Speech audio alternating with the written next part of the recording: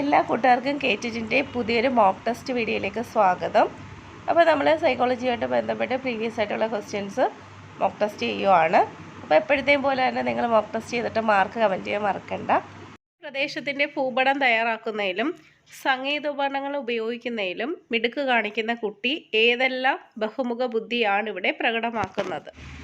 A child exhibit expertise in making maps and playing musical instruments. What type of multiple intelligence are exhibited by this child?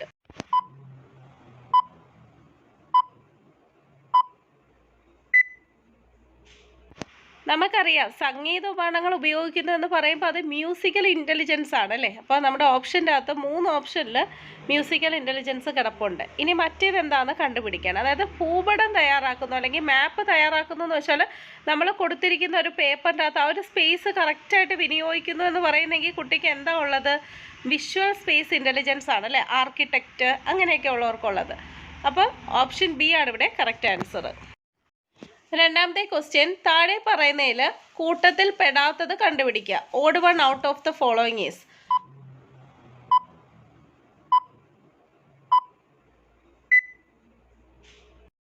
അപ്പോൾ നോക്കിക്കേ, Rorschach ink blot test, Rorschach മഷിയൊപ്പ് പരീക്ഷ, thematic apperception test അല്ലെങ്കിൽ TAT, word association test, cumulative record. അപ്പോൾ ഇതിൻ്റെ അകത്ത് കൂട്ടത്തിൽ പെടാത്ത നമുക്കറിയാം സഞ്ചിത രേഖ അല്ലെങ്കിൽ ക്യുമുലേറ്റീവ് റെക്കോർഡാണ്. ബാക്കിയുള്ളതെല്ലാം പ്രൊജക്റ്റീവ് ടെസ്റ്റിൽ വരുന്നതാണ്.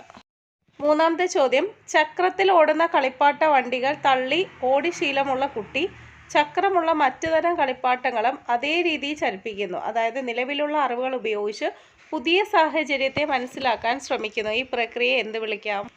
A child who have experienced the working of toy cars with wheels will try to move other toys having wheels. That is, try to understand new situations based on existing knowledge. This process is known as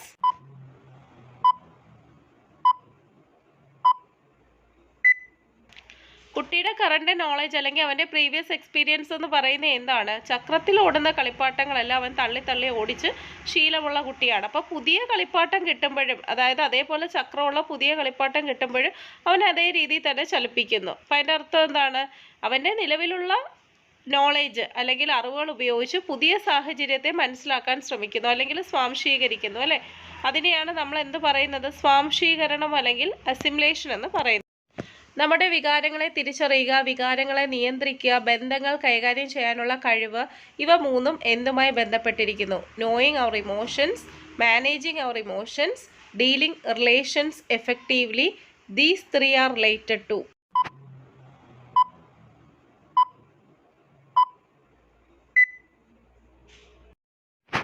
ഒരാൾക്ക് അവരവരുടെ ഇമോഷൻസിനെ തിരിച്ചറിയാനും അതിനെ നിയന്ത്രിക്കാനും ബന്ധങ്ങൾ കൈകാര്യം ചെയ്യാനും കഴിവുണ്ടെങ്കിൽ അവർക്ക് എന്തുണ്ടെന്ന് പറയാം? അവർ ഇമോഷണൽ ഇൻ്റലിജൻസ് ഉണ്ടെന്ന് പറയാം അല്ലെങ്കിൽ വൈകാരിക ബുദ്ധി എന്ന് പറയാം.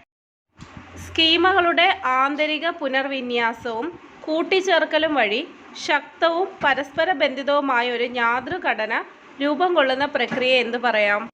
The process of formation of strong and interrelated cognitive structure by the internal redistribution and addition of schema is called.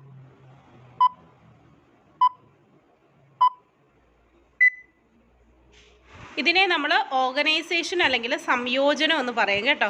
Vygotsky മുന്നോട്ട് വെച്ച ആശയങ്ങളിൽ ഉൾപ്പെടാത്തത് ഏതാണ്? Which among the following is not related to the concepts proposed by Vygotsky?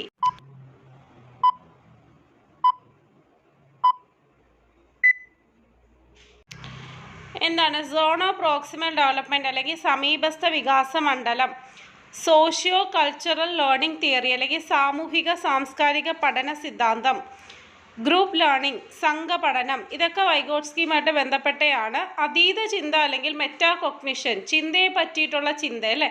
അപ്പോൾ അത് അദ്ദേഹവുമായിട്ട് ബന്ധപ്പെട്ടതല്ല. അപ്പോൾ ഇവിടെ answer option D ആണ്.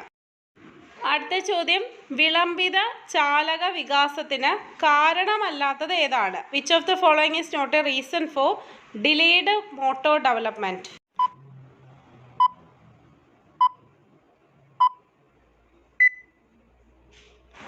Answer option B ആണ്, അമിത പോഷകാഹാരം അല്ലെങ്കിൽ excess nutritious food.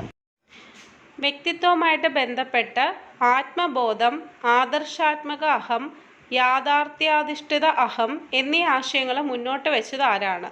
Who proposed the idea such as self concept, ideal self and real self in connection with personality?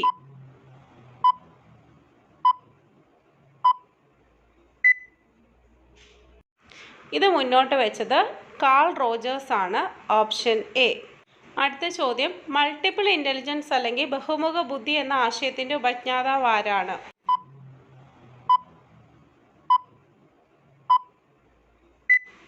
ആരാണ്? നമുക്കറിയാം, ഓപ്ഷൻ എ ആണ്, ഗാർട്ട്നർ ആണ്. വായനയുമായിട്ട് ബന്ധപ്പെട്ട പഠന പരിമിതി ഏതാണ്?